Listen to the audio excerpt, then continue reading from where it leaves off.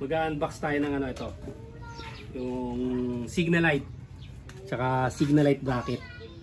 Ito kung meron kayong mga maliit na motor parts, motor shop, para sa inyo to, itong video na to. Makakatipid kayo pag ginawa nyo to, kikita rin kayo. Ito siya ito dati yung ano niyan, yung Signalite, pag bibili tayo pa isa-isa lang.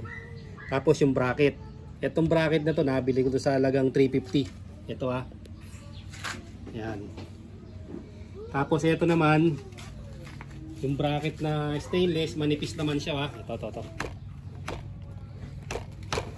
Isang pares yan. Ito pa sa likuran. Bali, 4 siya Yan. Nabili ko yan sa halagang 350 dati, yung hindi pa tayo nag-online Tapos ito, naglagay tayo ng double contact. Ito yung i-unbox natin. Dati meron tayo unboxing nito. Yung isa lang. Ngayon 3 pares yung unbox natin Ito pa kabila. Tapos yung harap. Picture namin, kuha namin dalawang harap. Ayan, yung mga ano na yan. Kasi pag naglalagay tayo ng double contact, kaya puti yung pinipili natin na Puti yung pinipili natin na kulay, kasi meron yan dilaw. Kung gusto niyo ng dilaw o puti, pwede. Ito siya Ngayon na natin bibigay yung yung presyo. Ito siya kasayan. Binuksan ko na nakabalot siya sa Osram na cool white. Ginagamit nating ilaw. Ayan Ito siya nakabalot Tapos ito siya. Sabihin niya Ayan, nakalagay pang XRM, pang TMX, tsaka yung mga ibang ito yung nilalagay na Signalite, pwede rin naman sa ibang mga sa ibang mga motor. Ayan siya, 1, 2, 3, 4, 5, 6. Kung bibili tayo nito sa mga sa mga wholesale, sa malalaking bilihan ng motor parts, kadalasan ang presyo nila 80. Sa malalaki yun sa mga wholesale, 80 pesos ang isang pares. Ito siya. Ngayon kasi tingnan nyo, may kasama siyang bracket. Bali ito 3 pares to. Pansinin nyo yung bracket, napakatibay. Kaya pag meron kang maliit na motor parts, pwede mo pagkakitaan to. Halimbawa katulad ko na nasa bahay lang naggagawa, may pumupunta lang ng mga magpapa-repair, pwede rin. Makapal na bracket ang kakapal, hindi mo siya matutupi. Ayan siya kasayan 3 pares siya.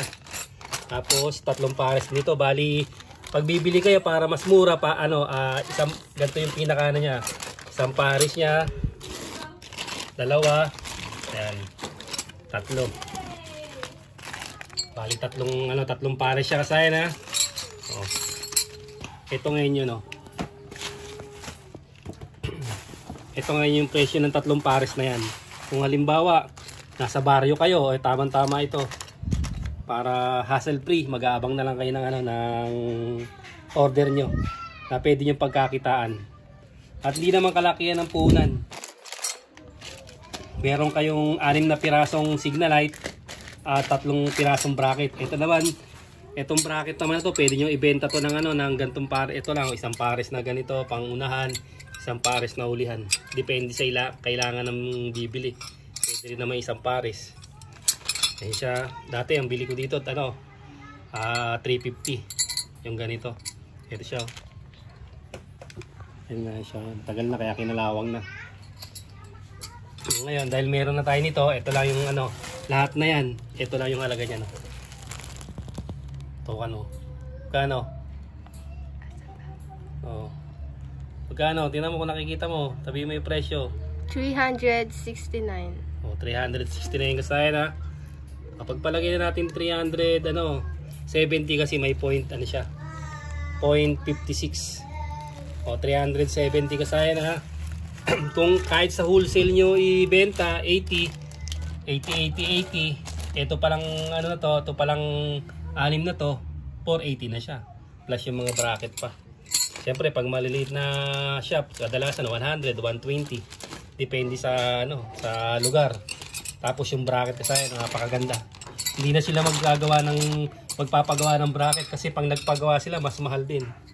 Pagpalagay mo na kasaya na 200 yung isa, tapos 100, ibig sabihin bebenta ka dito ng bebenta ka dyan ng 600 tsaka 600 dito, 1,200. Ang puhunan mo ay 370. Okay, hindi naman siya matutulog kasi ang XRM naman marami yan, lalo sa mga baryo. XRM, TMX, apakarami yan, kaya hindi tulog to. Bali kikita sa na to, sa parts na to. Yun lang kasi yung ating video. Sana ay nakatulong to sa mga mag-uumpisang mag-order ng mga motor parts para